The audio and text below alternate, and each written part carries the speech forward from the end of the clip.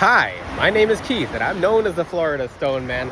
And today's scenery is a little bit different. It's by the beach. It's a different beach.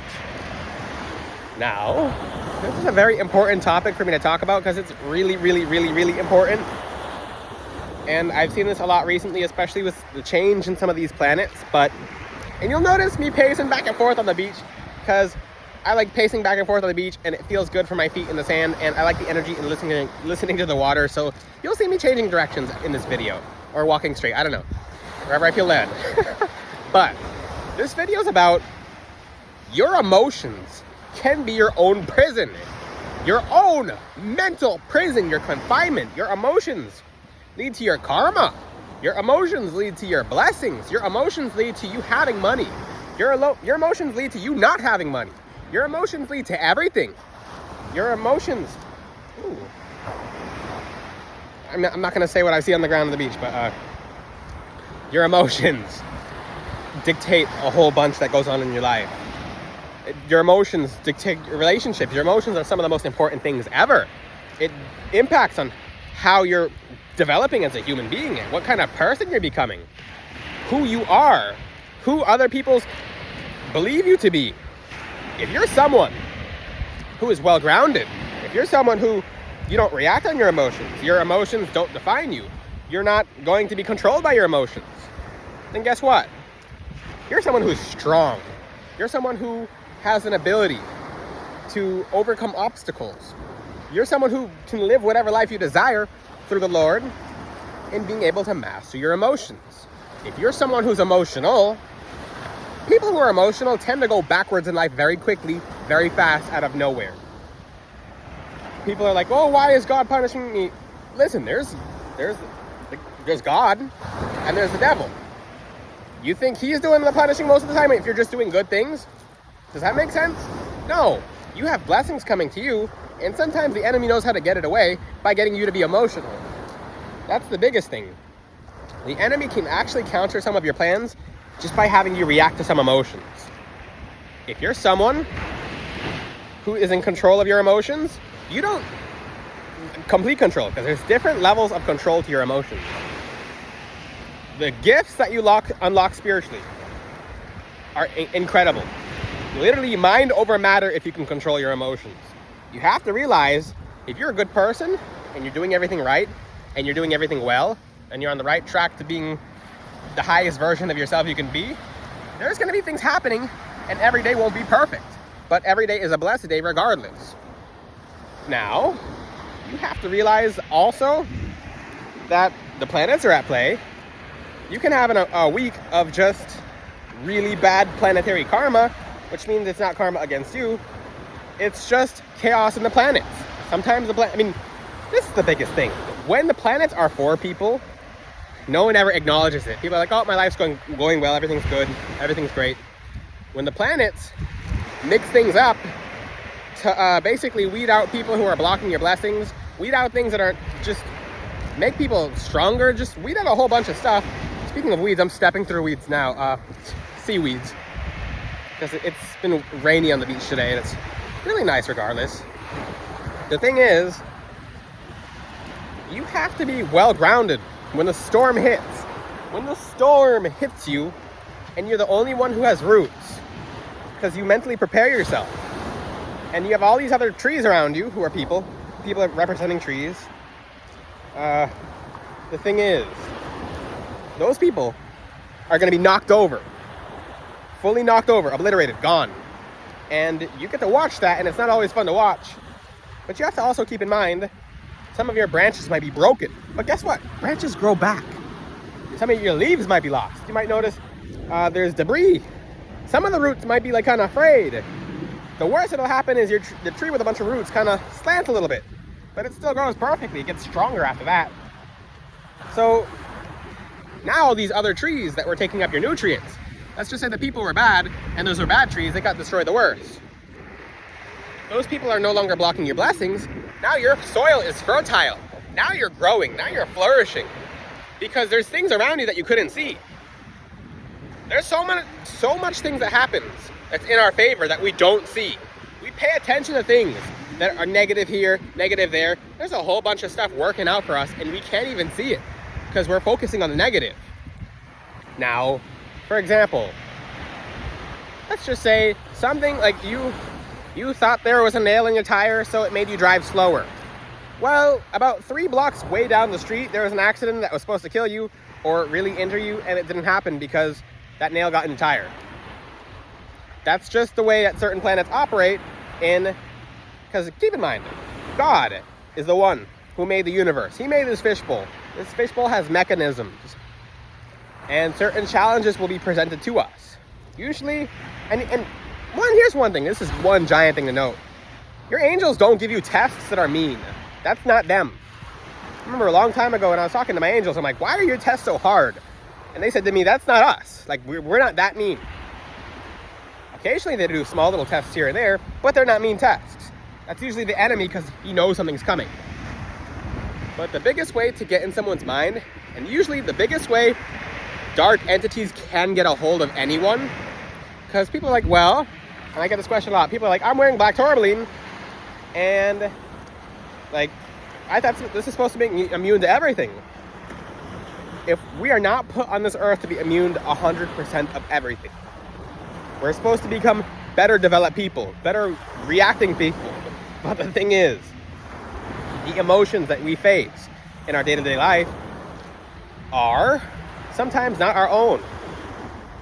People, our loved ones, may present emotions upon us, and we may have a wall up. That's our wall getting tested. So let's just say you have family members, and one of the family members is in a horrible mood. That's sometimes how the enemy gets to you. People don't realize that. That is sometimes how he gets in your head. You were having a good day. Now you're having an okay day. You can't complain. You just dealt with a family member, for example. I'm saying a family member because this is most of you. You dealt with a family member. Yeah, it kind of like dimmed your flame a little bit, but your flame will rekindle. Now, let's just say if you're tired, you don't want to put up with anything because you're having a long day, and then your family member comes at you like that. Coming up with mechanisms is really important. The biggest thing ever that I recommend is for you to make distance. Play the hermit card. Go into isolation. Not the kind of isolation. Listen.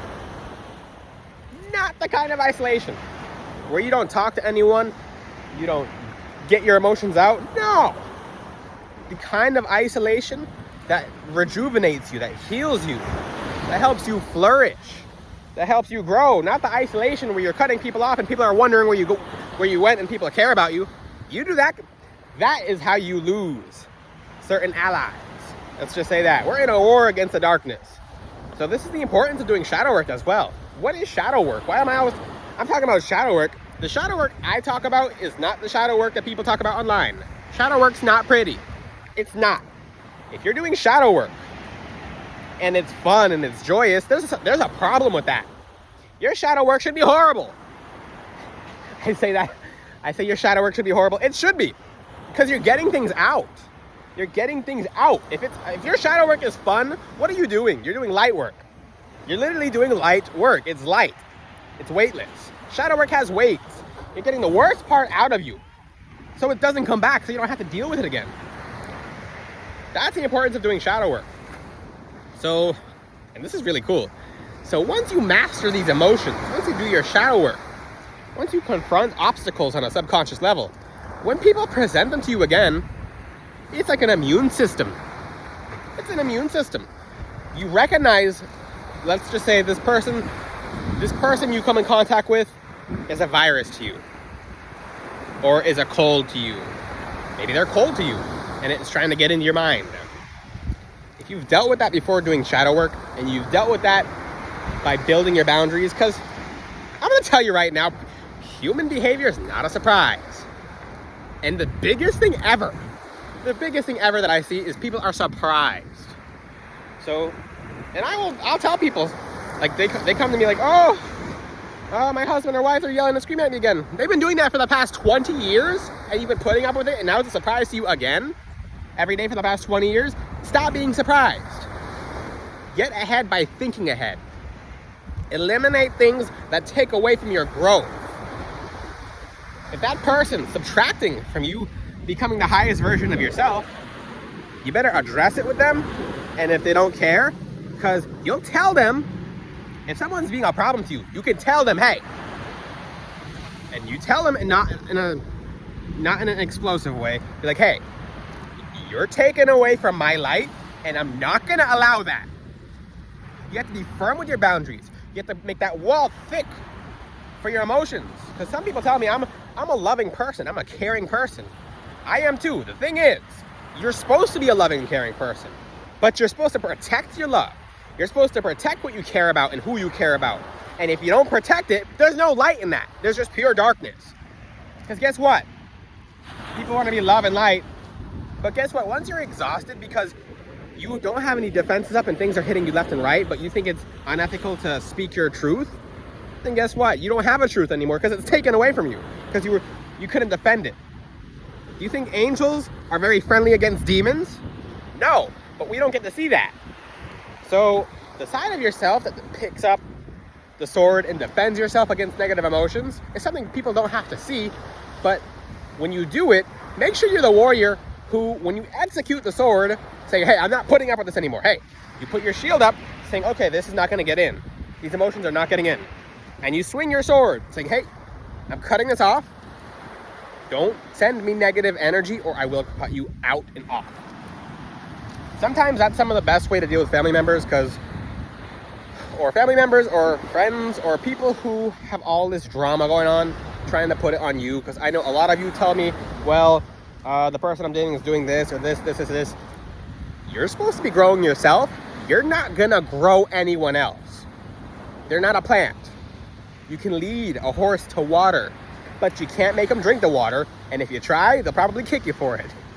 And that's actually what happens. You try to help people so much as to where they're blaming you for trying to help them. Like now you're the problem.